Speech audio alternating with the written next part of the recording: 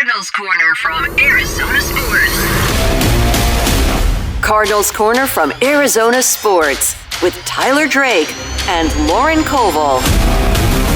What's going on, Bird Gang? Welcome back to another edition of Cardinals Corner. I am back in this seat alongside Lauren Koval, Tyler Drake, Cardinals Corner. And let me just say, thanks for holding it down while I was gone. I appreciate it. Oh, you're welcome. Anytime. Shout out to Damon, too. Yeah, anytime you need a little family time and need to step away from this, we can hold it down. Oh, yeah. Much needed. Very, very happy we got that time, so I appreciate you. But a lot has happened since the last time we talked and last time we sat here. Yeah. So real quick, I just want to go through my quick recap of a couple of things. First, Kyler Murray's celebrity softball game. Thought that was awesome. Like we talked about before, a good start. I think you've got to continue to build on this in the community side for Kyler. I think that's something he wants to continue to do, but a good start nonetheless of finally getting out there and really putting himself in front of the fans. So really cool. I saw a lot of photos, a lot of videos, read a couple stories you can read at arizonasports.com by our guy Damon, just really talking about the night and talking about what the guys were doing out there, having a lot of fun. And then the schedule release. We've got that too. And woo, I like that. I liked how it shook out. I think there's a lot of potential there. And I'm just going to say it, double-digit wins. That's where you got to start. 10-7. That's where I'm starting. Okay. We'll do a little bit more of a deeper dive, a little bit more of a, critical thinking there. But right now, I'm looking 10-7, and that's the baseline.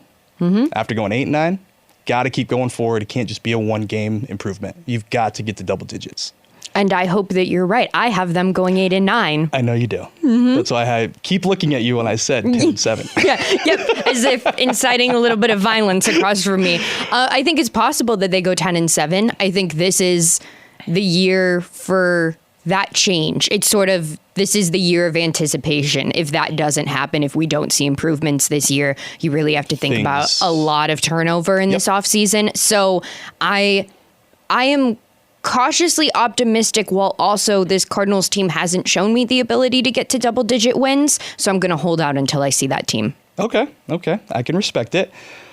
All right, a little bit of recaps over. We got to get straight into the OTAs, because round one just about wrapped. Today's the last day. It's first of another week after this. Then you got mandatory minicamp, then a little bit of a break before training camp. And I think the biggest news we have to touch on first is veteran cornerback Sean Murphy-Bunting, because that's another thing that I was not here to discuss. Now we will. And that was another thing that had happened just after Damon and I had podcasted. Yep. Mm-hmm. So he is on the non-football injured list with an injury he suffered, or an injury in the injury this offseason. Had to get surgery. Don't really know the timeline of that. Who knows if it happened. I'm going to assume it happened before the draft. Mm-hmm. I mean, come on. Go get Will Johnson in the second round. They all kind of link together there. The dots connect. So clearly a loss there, but I'll be honest with you. I'll give you guys a little bit of a preview. I do the Lindy's magazine every year. They tell me, give me a projected starting lineup. Sean Murphy was not in there. Sean Murphy-Bunting did not make the starting lineup.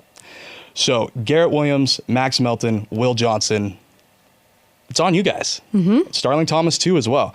But I really think that's where you have to look first. And it's not this, oh man, cornerback, huge issue now. I don't see it like that.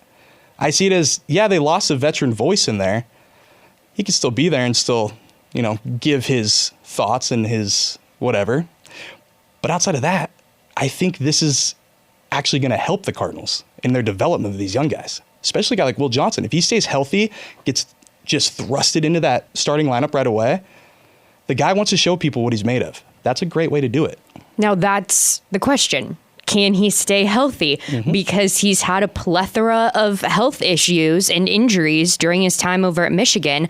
And instead of sort of this introductory period at the beginning of the season, if you wanted to just warm him up and get him out there for a few snaps or, sort of test the waters with him and just see how we doing, how are we rehabbing from injuries, that is now off the board. Mm-hmm. That timetable doesn't exist. He needs to be ready to go by training camp to be out there on the field consistently for them. Mm-hmm. And that's a hope for him. It's sort of like Michael Wilson's trajectory coming out of college. Can he also stay healthy? Can he stay on the field? He's been a little bit more of a question mark since reaching the NFL. So hope that Will Johnson can stay healthy, because now this team needs him to perform. Yeah, exactly. And I think, again, just one guy out of that lineup for reps, up for grabs. The role is there for the taking right now, and it's on one of these guys to go out there and seize it. I think Max was already trending towards a starting role. Now we just have to see. It's really coming down between Starling and Will for me, is who's going to be that other outside guy. Because Garrett, he's locked in. He's going to be locked in for years at the nickel. Yes. We don't have to worry about that. But yeah, that's kind of the big thing I'm going to be watching there. Moving on to the field. Day one, we were out there, got to see some about 20 minutes of open work. Quite a few people out there, I will say. There was some veterans, Calais Campbell, Kelvin Beachum, Josh Sweat, Dalvin Tomlinson, a couple other guys that weren't there. As expected. Yep. And that's what because I was getting to it right there. Keyword of OTAs. What is it? Voluntary. Yeah. Voluntary. And that's exactly what it is. Can you potentially help yourself in these voluntary workouts? Absolutely. Can you help try to secure your role? Can you get in a better spot to maybe beat out a guy? 100%. For the group we just mentioned, don't think that's necessarily the thing there. I don't think they need to prove themselves. Yeah. If anything, I'm going, don't get injured on a just stupid play. Show up when you need to. Yeah, do what's asked of you and nothing else at this point in the season. So Jonathan Gannon spoke to Burns and Gambo this week, and he said, yeah, I know who's coming. I got a RSVP, if you will, from everybody on the team saying, yes, I'm coming, or no, I'm not going to show up. So he goes, there's no surprises. Nobody's fooling me. Yeah. And I think that just in itself, I mean, when they first came to town, Budda Baker wasn't out there to start. Obviously, all that worked out great.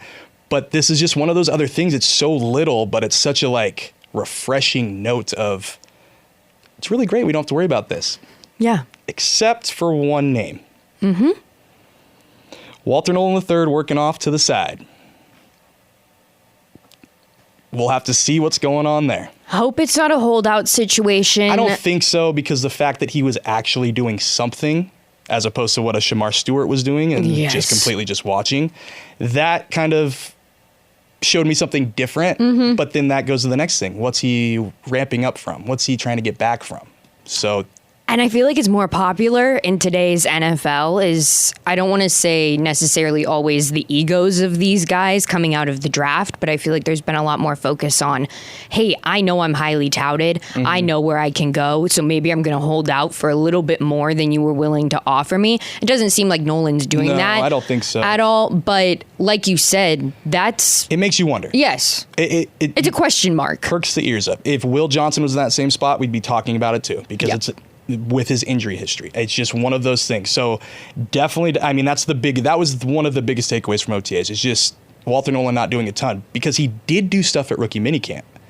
So that's the thing too, is that if he was really holding out, if that was the case, you'd think, oh no, he's not doing anything at all. You wouldn't think you'd want to showcase any of his skills. Right. So I'm much more on the case of working his way back from something. As to what it is, that's what we got to find out next week.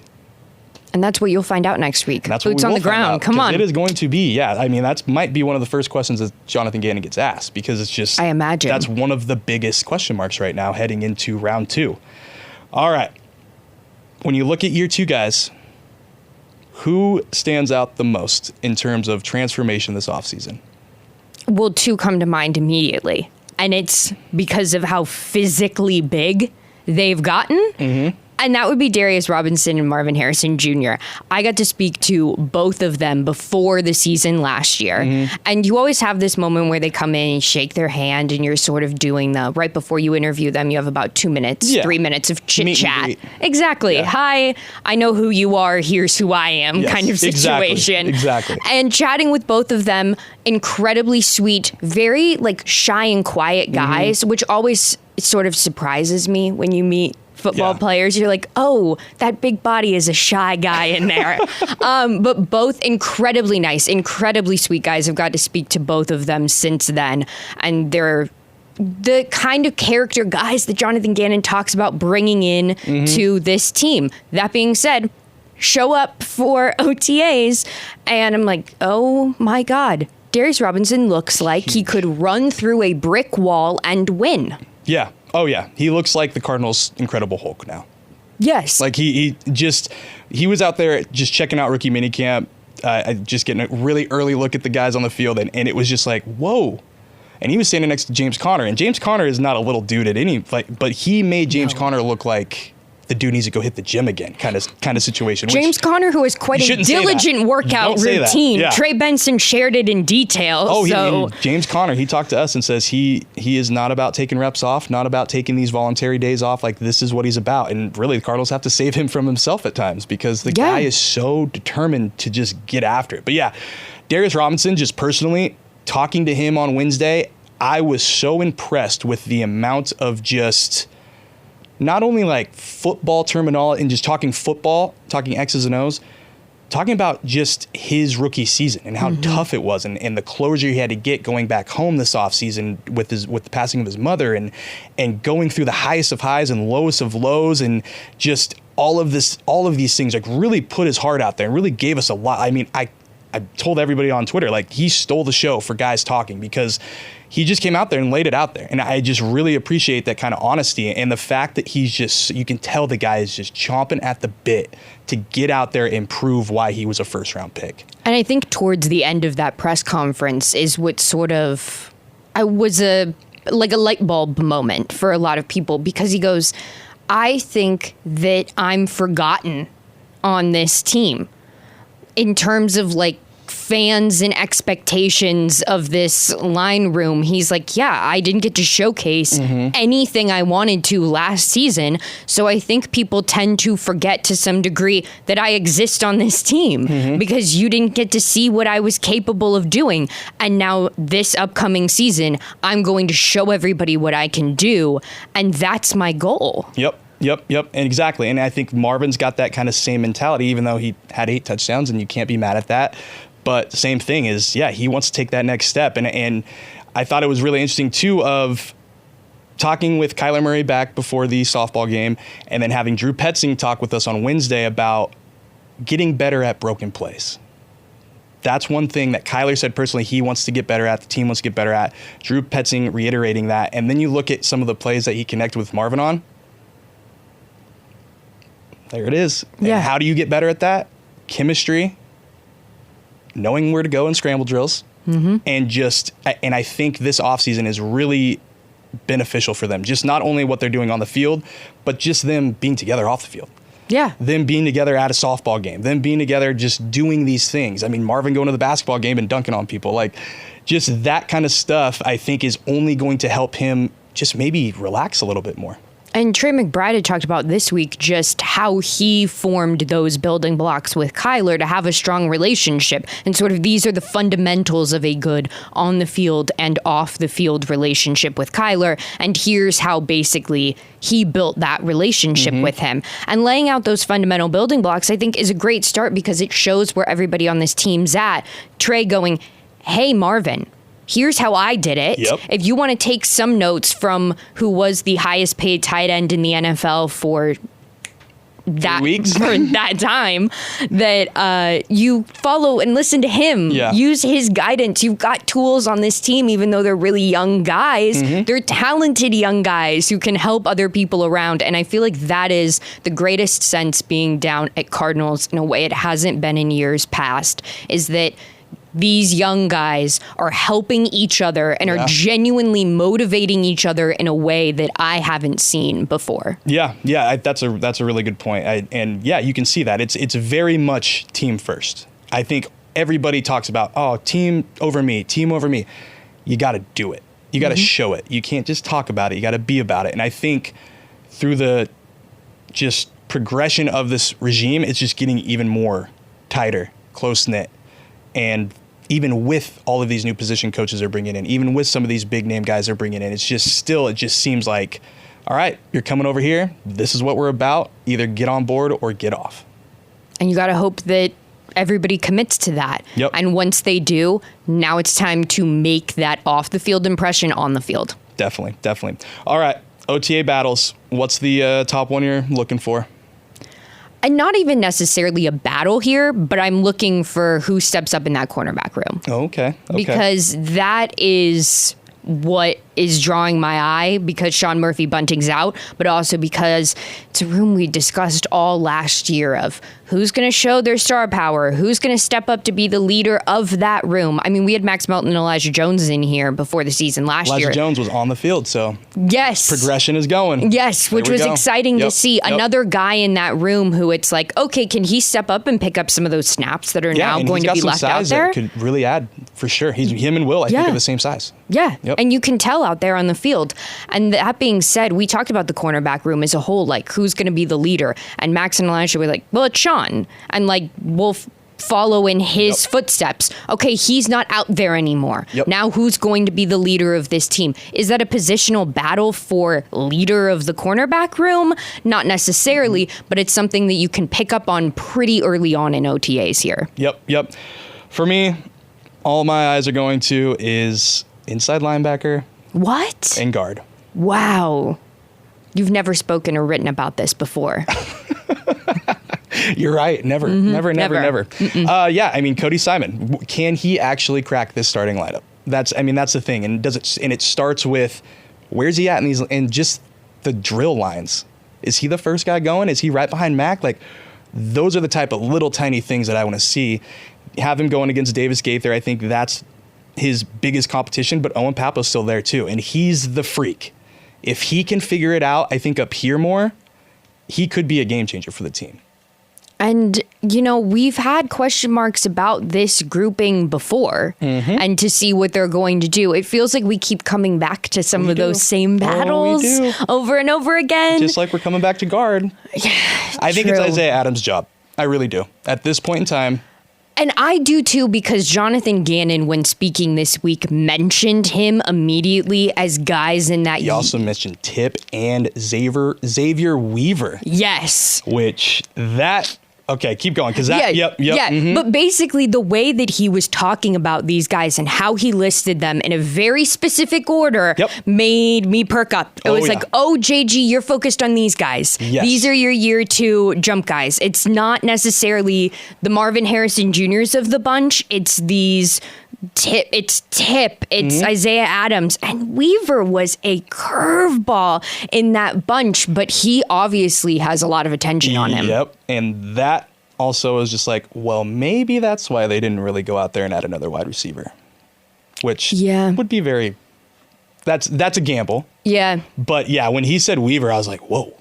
And then he said it again. I think he doubled down and said it again. And I was like, whoa. Okay.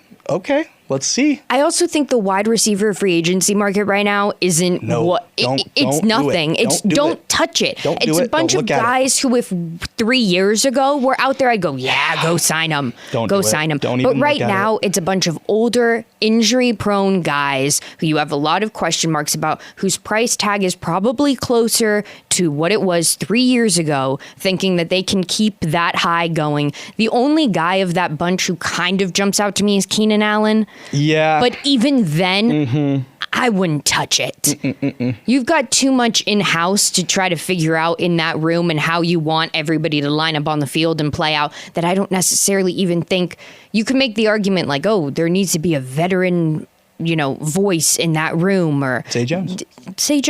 There you go. You've got the guy that you can potentially work in more right there. Yes, I'm with you right there. Don't even think about free agency with wide receiver right now. Your chances were gone. Chances went by. Draft went by. Beginning of the free agency went by. So I think you just got to go with who you got. What about cornerback? Real quick. Cornerback. Do you think they need to go out a veteran? No. Why? Because there isn't one that I think fits this system. There isn't one that I think's an easy transition over to working with these guys. This cornerbacks room is close-knit, and yes, it's young. I think the average age of this cornerbacks room without Sean Murphy-Bunting in it is 24 years old. Yeah, I think it's 24, 25 right there. Yep, and because of that, you'd say, we need a veteran voice. We need a leader in that room. The entire Cardinals team's young. They love to play rookies. They love to build around that youth. And the cornerback room is the perfect example of that. I also think if you bring a veteran in, you're taking snaps away from some of these younger guys. And that is exactly the last thing that this Cardinals team needs, is snaps taken away from guys who need to prove themselves. And also as fans, so that we know what these guys can actually do. It's the same argument we saw with Trey Benson towards the end of the year, which is he's not out on the field a lot. I don't know how they're going to use him. Exactly. I think you could use that in the cornerbacks room as well. Jalen Jones is the oldest cornerback in the room at 27. Healthy cornerback in the room. So, yeah, I mean, very young room. But also when you look at, though, Garrett Williams, he's got experience. Like, I think we're now to the point of, like, okay, they're young. But Garrett Williams, I feel, is now kind of the middle of the road. I am now kind of the leader of the room. 1 more year, 2 more years, I'm that guy kind of thing. Yeah. Yeah. All right. Well, that was a lot to unpack. Well, it's OTAs. It is OTAs. And they'll be back next week, too. More on the field action. And we will be there, too. And then we're just gearing up for everybody's favorite thing, training camp. Well, we got to get to minicamp first. Yeah. And then a nice little break. Little break. Kind of a long break. I guess. Because the offseason never sleeps, though. No, it doesn't. And then, This will be the actual part of the offseason that is the quietest after training camp.